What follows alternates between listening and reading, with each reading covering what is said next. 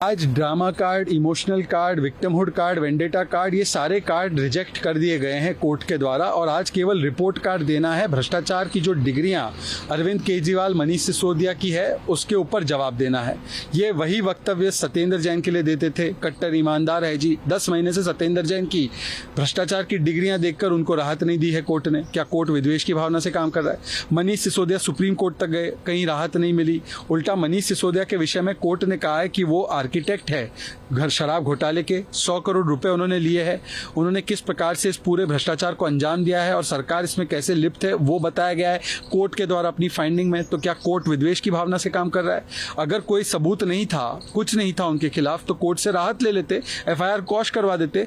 आज एक भी स्पेसिफिक सवाल का शराब घोटाले पे जवाब नहीं आ रहा। 2.5% से 12% कमीशन कैसे हुई? ब्लैक लिस्टेड और मैन्युफैक्चरिंग कंपनी को कैसे आपने आने दिया? कैसे इनको शो कॉज नोटिस दी गई थी, उस पर कोई कार्रवाई नहीं की गई? होलसेल प्राइवेट सेक्टर को दे दिया धवन कमेटी रिपोर्ट के खिलाफ जाकर। इन सवालों से भागना है, इसलिए बहाना बनाना है। क्या कोर्ट ने भी विद्वेष की भावना से काम किया है? और अगर शराब घोटाला हुआ ही नहीं तो वापस क्यों लिया? 1800 करोड़ का नुकसान हुआ, ये RTI ने क्यों बताया? इन सवालों का जवाब नहीं आ रहा है। केवल ये करते हैं भ्रष्टाचार अपरंपार, पकड़े गए तो चिल्लाते अत्याचार अत्याचार, सड़कों पे करेंगे दुराचार, यही इनका शिष्टाचार। So today, Gaurav Bhatia said you were the chairperson of the meeting where this leaker scam was composed. और ये भी कहा कि जैसे जैसे जुड़ रही है कड़ी, अरविंद केजरीवाल पास आ रही है हथकड़ी। देखिए, अगर चोर की मूंछ में तिनका नहीं है तो अपने आप को एजेंसी के सामने पेश करना चाहिए और इस प्रकार का पूर्वाग्रह से ग्रसित बयान देने के बदले अपनी भूमिका क्या है उसको स्पष्ट करना चाहिए। हकीकत तो ये है कि आज कोर्ट ने माना है कि ऐसा शराब घोटाला हुआ जिसके मुख्य अपराधी या मुख्य आर्किटेक्ट मनीष सिसोदिया थे और किस प्रकार से GOM और कैबिनेट में इस टेलर मेड पॉलिसी, जिस पॉलिसी का फायदा शराब माफिया के लोगों को हुआ, उसको किस प्रकार से अप्रूव कराया गया, उसको प्रस्तुत किया गया। क्या ये अरविंद केजरीवाल, इसकी जानकारी नहीं थी उनको, या अरविंद केजरीवाल के मिली भगत से ये कार्रवाई हुई? इसका जवाब उनको सबूत के रूप में देना चाहिए एजेंसी को, परंतु वो जवाब देने के बदले केवल विक्टिमहुड कार्ड खेलते हैं। Gaurav Bhatia said today you were the chairperson of the meeting where this leaker scam was composed. How do you see that? देखिए, Arvind Kejriwal is the kingpin of the Sharab Ghotala. The fact is that Arvind has given a statement that the meeting took place at Mr. Kejriwal's house. The courts have observed and found how this Sharab Ghotala took place and how the GOM and the cabinet took this decision, and that this entire policy was tailor-made to give a benefit to the Sharab Mafia, that was done against the recommendations of the expert committee. Now Mr. Kejriwal, if he has nothing to hide, if there is no tinka in the mooch of the chore, he must submit himself to the agencies, give his side of the story. But rather than that, the manner in which they are reacting shows that they have something to hide, and therefore today the question is that if he is not the kingpin of this scam, why are they trying to divert attention from this? They must go and answer the questions. Last question. Today, Union Minister said Rahul Gandhi had apologized in writing to the court in 2018. Today they say Gandhi does not apologize. You see, Rahul Gandhi has gone and apologized to the Supreme Court unconditionally for the lies he said about the Supreme Court in the Rafale matter. Rahul Gandhi is the person who has taken a U-turn on his statements about the RSS in a Bhiwandi court. Today, Rahul Gandhi has made defamatory statements about the OBC Samaj. Instead of apologizing and instead of accepting his mistake, here is Rahul Gandhi and the Congress party which is trying to undermine the court, questioning the court, and is also saying that he is not Savarkar, that he will apologize. Now it is very unfortunate that Veer Savarkar ji is being insulted by Rahul Gandhi time and again. Mr. Uddhav Thackeray and Sharad Pawar ji must tell us that do they accept such statement by Rahul Gandhi where he is constantly undermining and trying to insult Savarkar ji despite them chastising Rahul Gandhi and the Congress party for this. This kind of mindset only shows that Rahul Gandhi is not only an immature person, but he also is an arrogant person who thinks he is above the courts and above the law.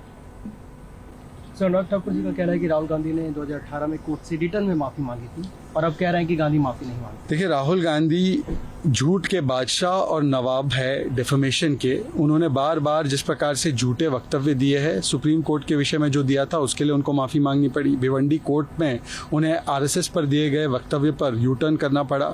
और ये वो व्यक्ति है जिन्होंने OBC समाज का अपमान किया है और फिर अपनी गलती मानने के बदले आज अहंकारी मानसिकता से ग्रसित वो कोर्ट पर ही सवाल उठाते हैं, काले कपड़े पहनकर काली मंशा से धरने पर बैठ जाते हैं कोर्ट के खिलाफ। आज सवाल सिर्फ इतना बनता है कि एक ऐसा व्यक्ति जो अपने आप को कानून के ऊपर समझता है, उसकी अहंकारी मानसिकता भी दिखाई देती है। और अपने बयान को जायज़ ठहराने के लिए जिस प्रकार से सावरकर जी का वो अपमान करते हैं, वो कहते हैं कि मैं गांधी हूँ, मैं सावरकर नहीं हूँ।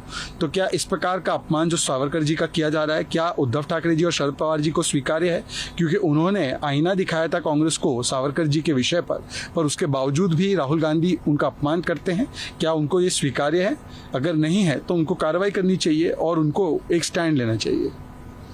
In Rajasthan, Amit Shah said, despite Rahul Gandhi doing a yatra, Congress was swept out of Northeast in the elections that were recently held. How do you see that? See, Rahul Gandhi did not need to do Bharat Jodo because Sardar Patel has already united Bharat.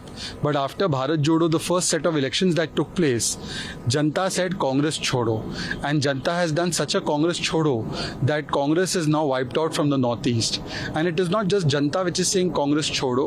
It is even the leaders of Congress who are doing Congress Chodo. Whether it is Anil Antony, whether it is other leaders of the Congress party, they all are doing Congress Chodo. And in fact, today Rahul Gandhi ji should focus on Congress Jodo because Janta is also leaving Congress, Congress leaders are leaving Congress, and in Rajasthan also we are seeing Pilot versus Gehlot. In Maharashtra we are seeing Thorat versus Patole. We are seeing Karnataka DK Shivkumar versus Siddaramaiah. We are seeing in every area it is Congress versus Congress, and therefore it is not Bharat Jodo but it should be Congress Jodo that Rahul Gandhi should embark upon. Sir, Amit Shah ji का कहना है कि भारत जोड़ो यात्रा करने के बावजूद भी कांग्रेस नॉर्थ ईस्ट से निकली। क्या कहना है? देखिए, भारत तो जुड़ा हुआ था पहले से, सरदार पटेल जी ने जोड़ दिया था, परंतु भारत जोड़ो के बाद राहुल गांधी की इस यात्रा के बाद जो पहले चुनाव हुए, उन चुनावों में नॉर्थ ईस्ट में जनता ने कांग्रेस छोड़ो कर दिया। और ऐसा कांग्रेस छोड़ो किया कि कांग्रेस वहाँ के राजनीतिक पटल से गायब हो रही है, विलुप्त होती जा रही है।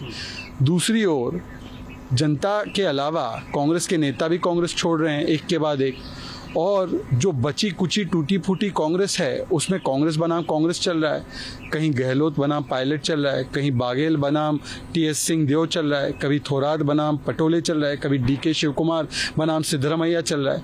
तो राहुल जी को भारत जोड़ो नहीं, कांग्रेस जोड़ो पर पहले निकलना चाहिए। पहले कांग्रेस जोड़ो, फिर भारत को जोड़ो।